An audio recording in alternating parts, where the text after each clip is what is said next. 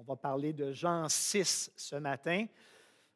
On va attaquer un texte à partir du verset 1 à 15, mais en réalité, ce texte-là devrait durer tout le chapitre. Mais le temps joue contre nous, on va s'arrêter au verset 15.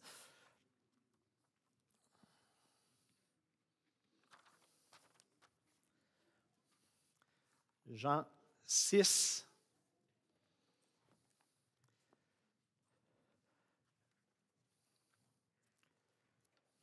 versets 1 à 15.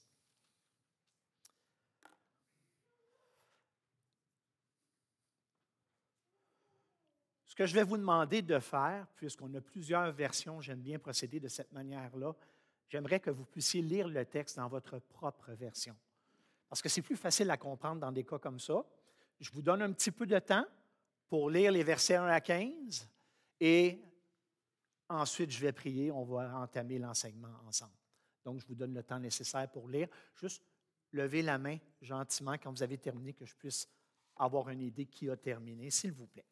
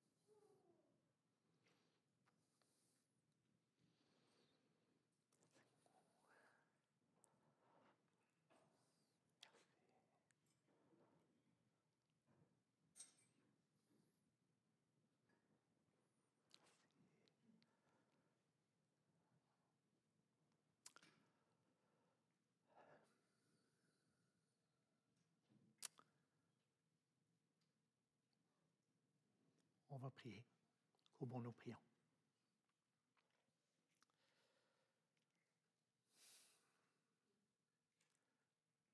Parle à nos cœurs, Seigneur, ce matin. Viens remplir notre vie. Parce que sans toi, le bonheur est impossible. Touche nos cœurs et que ton esprit, Seigneur, puisse régner dans cette Église. Amen.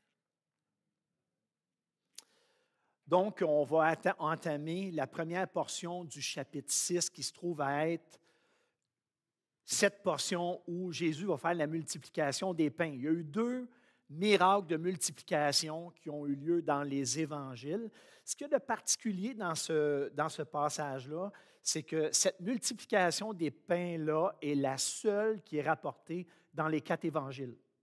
Il n'y a pas d'autres miracles qui sont rapportés conjointement dans les 4 évangiles, à part cette multiplication des pains-là. Je serais tenté de vous dire que ce matin, on va voyager. On ne va pas juste lire, on va voyager. La beauté d'un texte narratif, c'est de pouvoir non seulement méditer, mais s'imaginer la scène. Parce que c'est une histoire. L'auteur nous amène à un endroit. Et c'est une particularité d'un texte narratif comparativement à une épître, qui est une lettre qui est beaucoup plus pragmatique dans la manière de lire. Alors, on va voyager un petit peu ce matin ensemble et réfléchir sur ce que l'auteur veut nous dire. Je chaque évangile emploie une direction. C'est-à-dire que l'auteur, lorsqu'il écrit un destinataire. Ce qui fait en sorte que même si on a le même récit dans les 4 évangiles, l'orientation des évangiles est différente. Dans le cas de Jean 6, Jésus va faire cette multiplication des pains-là. Et plus tard dans le chapitre, il va y revenir le lendemain à Capernaum, il va y revenir en disant « Hey, c'est moi le pain de vie.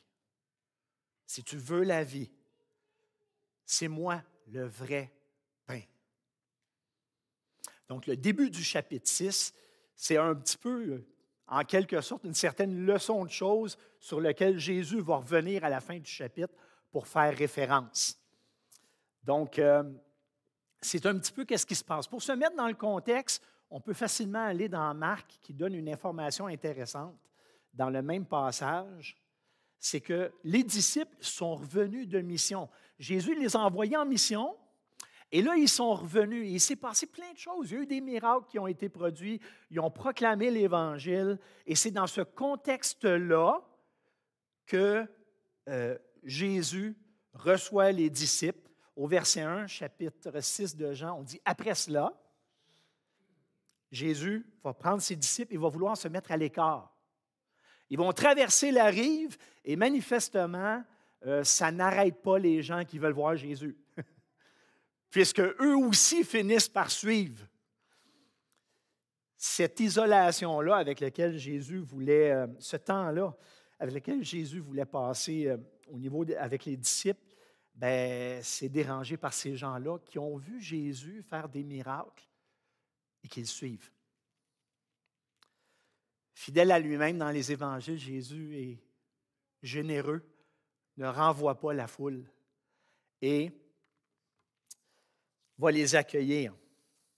Mais plutôt que de les renvoyer, il va poser une question intéressante. Une question qui est très, très pragmatique, qui est très, très terre à terre. Il va dire, Philippe, il y en a 12, il s'adresse à Philippe. Philippe, où est-ce qu'on va acheter des pains pour tout ce monde-là? Jésus savait ce qu'il disait. Il avait une intention à l'égard de Philippe. Il voulait le mettre à l'épreuve. Et il pose une question très, très, très terre à terre. Et je peux m'imaginer la scène où Philippe regarde les gens. 5000 hommes, c'est quand même pas rien, à part les femmes et les enfants. Et la question de Jésus, c'est, OK, Philippe, on va nourrir ces gens-là. Comment? Il y a de quoi perdre la voix, on s'entend? Jésus a posé cette question-là à Philippe pour une raison particulière, une raison qui est sous-jacente au texte, c'est que Philippe était originaire de cet endroit-là. Ça devenait encore plus pertinent de poser cette question-là parce que Philippe connaissait le coin. Et c'était très tentant pour Philippe de dire, « Ah, ben attends, là, je connais le coin, moi je vais trouver une solution, c'est sûr que je vais trouver une solution. » Et Philippe, plutôt que de commencer à réfléchir à, OK, où est-ce qu'on peut se procurer du pain, Philippe ne se pose pas cette question-là. Philippe passe à l'aspect monétaire tout de suite, puis il va dire, attends une minute, là.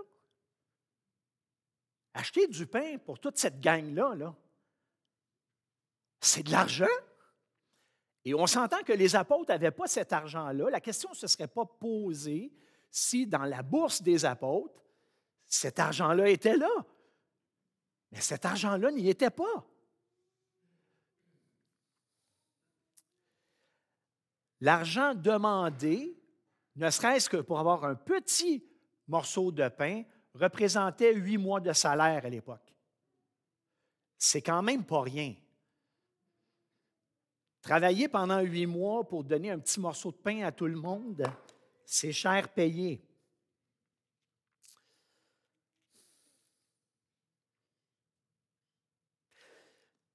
Philippe le dit au verset 7, rien que pour donner à chacun un petit morceau de pain, il faudrait au moins 200 pièces d'argent.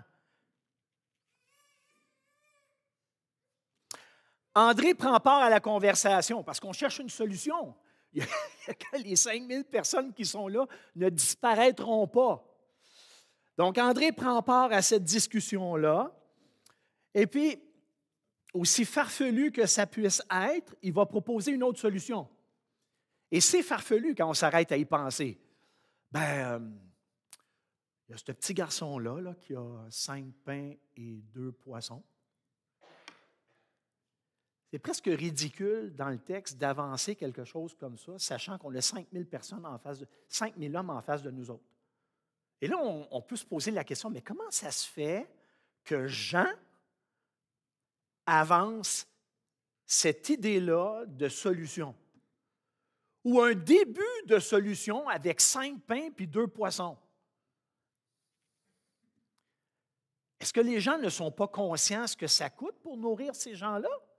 Ces personnes-là qui sont venues écouter Jésus, qui ont vu Jésus faire des miracles, qui viennent l'écouter parler.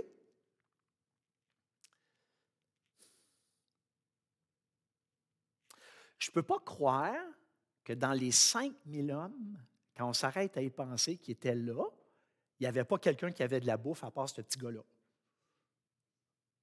Ça ne se peut pas. Pourquoi on souligne l'apport de ce petit gars-là? Je ne peux pas croire que pour 5000 hommes, femmes et enfants, il n'y a pas personne qui ait amené de la nourriture, sachant qu'il y avait un voyage à faire. Mais pourtant, Jean souligne l'apport de ce petit gars-là, par-dessus les 5000 hommes. Il veut souligner quelque chose de particulier à l'égard de cet apport-là. Pourquoi souligner l'apport de ce petit garçon? Je vais suggérer une réponse.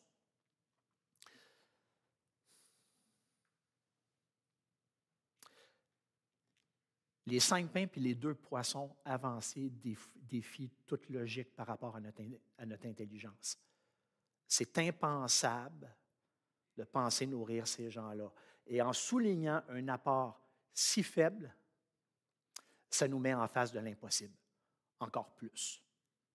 C'est-à-dire que ce n'est pas l'apport des 5000 hommes qui, ensemble, ont fait un potluck, puis finalement, ont réussi à nourrir tout le monde. Ce n'est pas ça. Jean désire souligner l'impossibilité de faire face à une pareille demande. Avec quelqu'un petit, avec presque rien en main. On parle de 5 pains, 2 poissons, des pains d'orge. Ce qu'il faut comprendre, c'est qu'à l'époque, les pains d'orge, c'était des pains que les gens pauvres faisaient. Ce n'était pas un pain qui était forcément agréable à manger, c'était ce que la population la moins riche pouvait se permettre.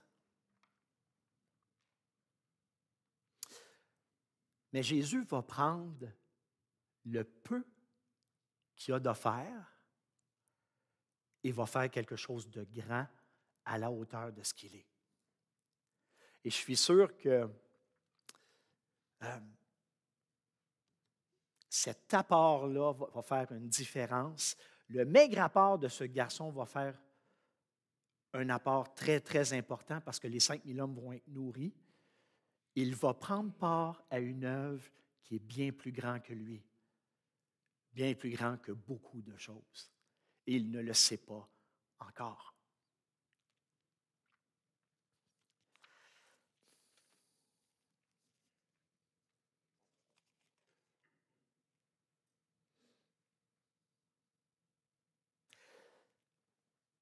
Des fois, je me pose la question, André, à la fin, il dit, qu'est-ce que c'est 5 pains, 2 poissons pour nourrir 5000 personnes? Il finit, la réalité le rattrape dans la deuxième partie de sa réponse. Et je ne peux pas faire autrement lorsque je lis et que je fais mon culte, de me poser la question, mais qu'est-ce que j'aurais fait? Moi, comme individu, qu'est-ce que j'aurais fait?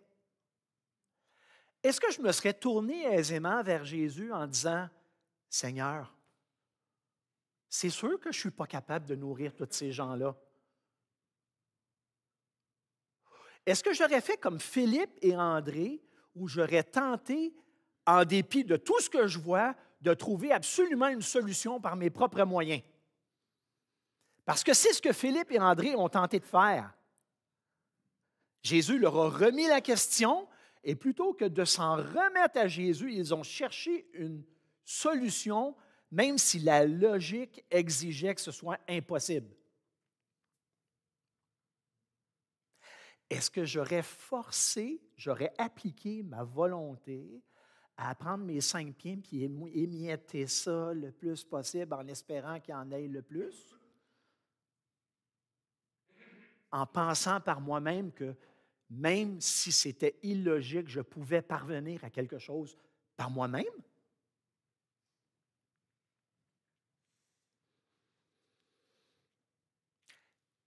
Est-ce que ce n'est pas quelquefois ce que l'on fait dans notre propre vie? Ou en face d'une épreuve, en face d'une difficulté qui défie ce qu'on a dans notre sac à dos, notre backsack de vie, on n'arrive pas à avoir de réponse et on s'obstine à vouloir se battre, combattre l'épreuve, sachant qu'on n'aura pas le dessus. Et c'est à la toute fin, quand on est à moitié mort, qu'on finit par dire, ben Seigneur, peut-être il faudrait que tu fasses de quoi, parce que moi, là, je ne suis pas capable. Et pourtant, il y avait une évidence dans notre propre vie. Et en dépit de cette évidence-là, souvent, on engage le combat et on met Dieu de côté. Même nature humaine, hein? Que ceux qui s'appellent André, Philippe, Vincent, Louis-Jacques, Nathalie, Isabelle, peu importe le nom, ça va toujours être la même nature. Le même combat, le même désir de vouloir gérer notre propre vie à la place du Maître.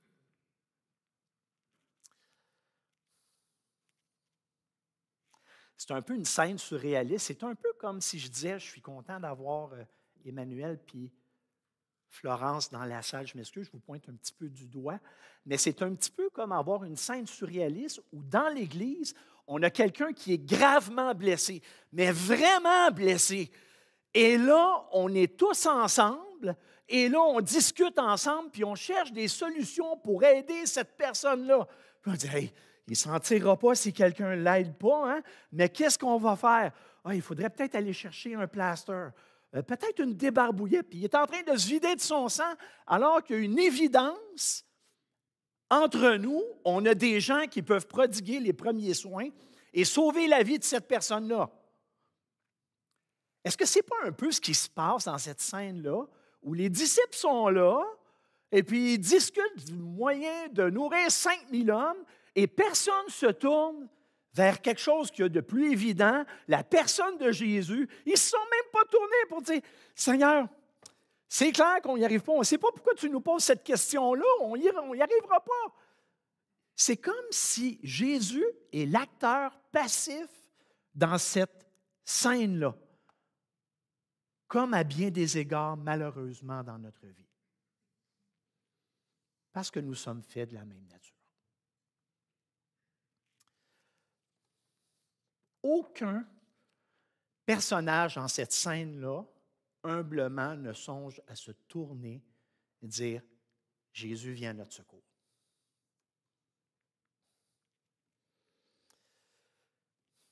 Après la réflexion d'André, en admettant à mots à peu près couverts l'incapacité de faire face à la situation, Jésus ne réprimande pas ses disciples, il va passer à l'action.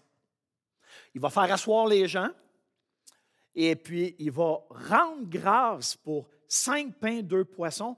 Encore là, moi je suis assis là, puis je me dis, si j'étais là, il me semble que je dirais à Jésus, « Jésus, mais qu'est-ce que tu fais? 5 pains, 2 poissons, 5000 hommes. Puis tu fais comme si tout le monde va avoir de quoi manger. Tu les assois et tu demandes et tu rends grâce pour 5 pains, 2 poissons, alors qu'il y a 5000 personnes. Veux-tu bien me dire pourquoi tu rends grâce quand tu ne peux pas nourrir ces gens-là? Ce n'est pas logique. Mais c'est mal connaître Jésus. Et pourtant, ces gens-là ont assisté au miracle de Jésus. Pourquoi on se rend là?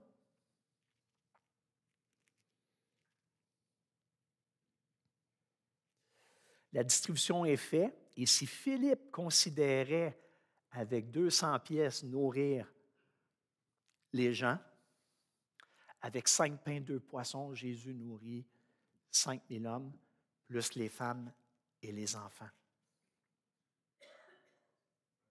Il y a quelque chose de particulier, puis on le voit plus tard dans le chapitre, j'y fais référence. Dieu, avec l'entreprise, Dieu a utilisé Moïse pour nourrir le peuple avec la manne à chaque jour. Mais dans cette circonstance-là, il y a quelque chose de très particulier. Il y a une signature divine, puis Jésus va y faire référence à Moïse plus tard dans le chapitre.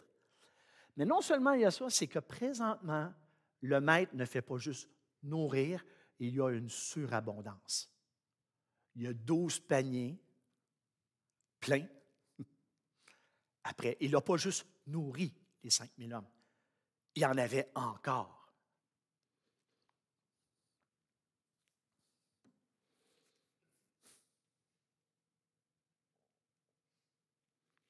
C'est là qu'on voit que c'est vraiment un miracle.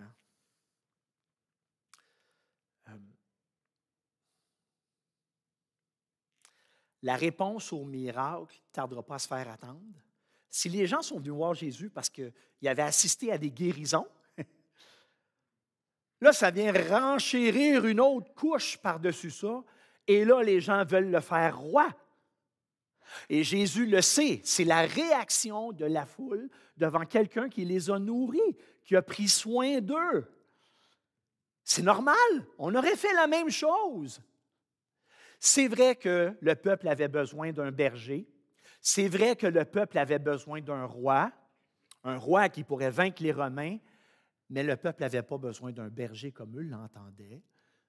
Le peuple n'avait pas besoin d'un roi comme eux l'entendaient. Ils avaient besoin du berger de leur âme, du roi des rois, pas juste du roi des Juifs. Jésus se retire avant d'être couronné.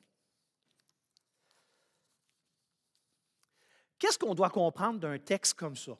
Qu'est-ce qui doit être applicable dans notre vie à l'égard d'un récit de miracle de cette ampleur-là? Parce que souvent, on lit les miracles et puis on dit « Ah, ben ouais, c'est fantastique, le Seigneur y est roi. » Et puis on s'arrête là et on passe au travers de notre lecture.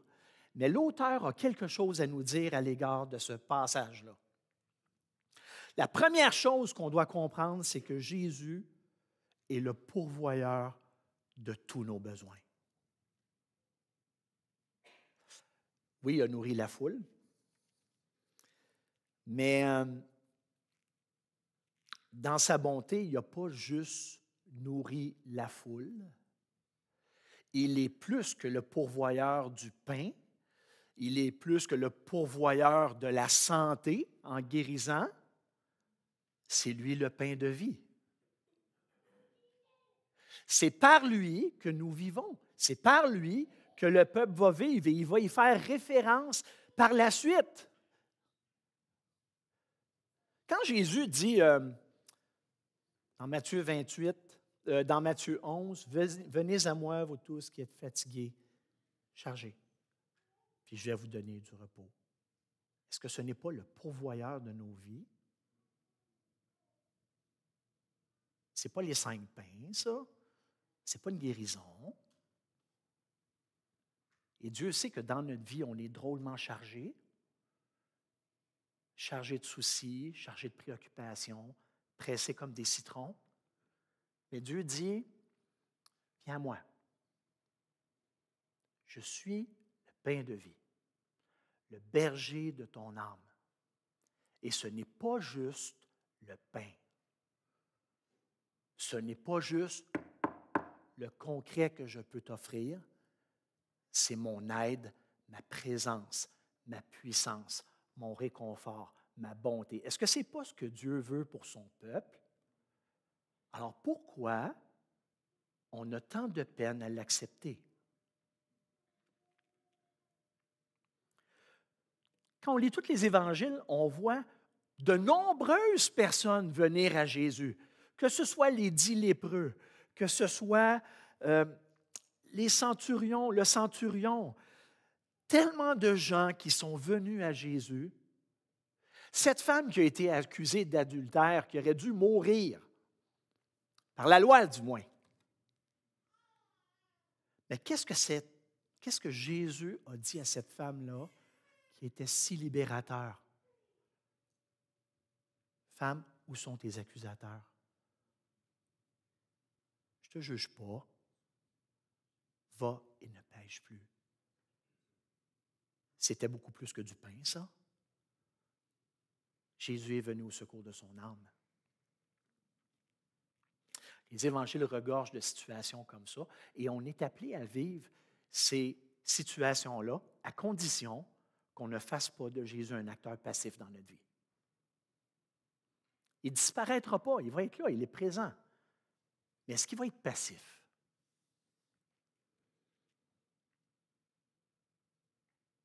Donc, Jésus est le seul à pourvoir à nos besoins. Deuxièmement, devant les circonstances de ma vie, je suis appelé à faire preuve d'humilité. Il y a une leçon d'humilité à l'arrière de ça. Pourquoi Philippe et André se sont battus à mort dans leurs pensées pour trouver une solution, alors que c'était si simple de dire, je suis faible, je ne suis pas capable. Donc, je vais me tourner vers celui qui est capable, celui qui est présent. Il fait partie de la scène. Et dans notre vie, trop souvent, on fait ça aussi. Je vais me battre. Il y a une situation, je vais me battre contre vent et marée parce que ça fait partie de la nature humaine d'appliquer toute notre volonté à se sortir d'une situation embarrassante. Mais peut-être, à un moment donné, il serait temps de dire, Seigneur, viens à mon secours. Parce que je suis un humain, parce que ma destinée, je ne la gère pas, et parce que toi seul as le pouvoir sur la vie et la mort. Est-ce que c'est une marque de faiblesse ou une marque de force, l'humilité, quand on s'arrête à y penser? La question mérite une réponse pour chacun d'entre nous. Pourquoi attendre d'être à bout de force, d'arriver dans un cul-de-sac dans notre vie pour nous tourner vers Jésus? Pourquoi attendre de souffrir pour se rendre là, alors qu'il est présent à nos côtés à chaque moment? Cette humilité-là doit être cultivée. Ce n'est pas dans notre nature de cultiver une attitude d'humilité. Ça demande des efforts, ça demande la recherche de la présence de Dieu au quotidien et ça ne se fait pas en claquant des doigts. Mais si on ne travaille pas là-dessus, bien, on va passer à côté de l'essentiel. Parce que la vie chrétienne est une question de foi dans le Maître de l'univers et d'humilité lorsqu'on pense à notre propre position devant Dieu. Pour aller un peu plus loin, faire preuve d'humilité, ça ne l'implique pas de ne rien faire. Le petit garçon, il les a donné les 5 pains et les 2 poissons. Puis avec le tout petit peu qu'il pouvait donner, Dieu a fait de grandes choses. Moi, j'aimerais bien ça, être dans la peau de ce petit garçon-là après le miracle pour voir à quel point il était heureux que ces 5 pains puis ces 2 poissons aient servi à nourrir 5000 personnes. 5000 hommes, à part les femmes et les enfants. Est-ce que c'est parce que Jésus avait besoin des 5 pains et 2 poissons? Pas du tout. Pas du tout. Il n'avait pas besoin de ça. Alors pourquoi il a utilisé l'apport de quelqu'un si faible pour faire de grandes choses? Donnons notre vie au Seigneur et laissons-le faire de grandes choses au quotidien. Pour conclure, j'aime l'image que Béatrice avait donnée lors de son baptême, l'histoire des pieds, les footprints. Et puis, Jésus est toujours là dans cette image-là. Soit qu'il te porte, ou soit qu'il est à tes côtés, mais il est toujours là. Ne négligeons pas la présence du Maître à nos côtés. Nous sommes toujours en présence de celui qui a nourri 5000 personnes, 5000 hommes. Ne l'oublions pas et remettons-lui notre vie au quotidien. En reprenant ce que les auditeurs de Jésus lui ont demandé et ce que vous avez au début de votre bulletin, faisons cette prière-là au Seigneur. Seigneur, donne-nous toujours de ce pain-là. Prions. Seigneur, tu es le Maître, tu es mon Sauveur, tu es notre Sauveur. On veut de ton pain. Pas juste pour la vie éternelle, on veut de toi, on veut se nourrir de toi à chaque jour. Touche nos vies, accompagne-nous et aide-nous à ne pas te voir comme quelqu'un de passif, mais comme quelqu'un qui prend part, qui se soucie de nos vies à tous les jours. Amen. Donc, je vais inviter Josphère pour le dernier chant et on va terminer ensemble par la suite.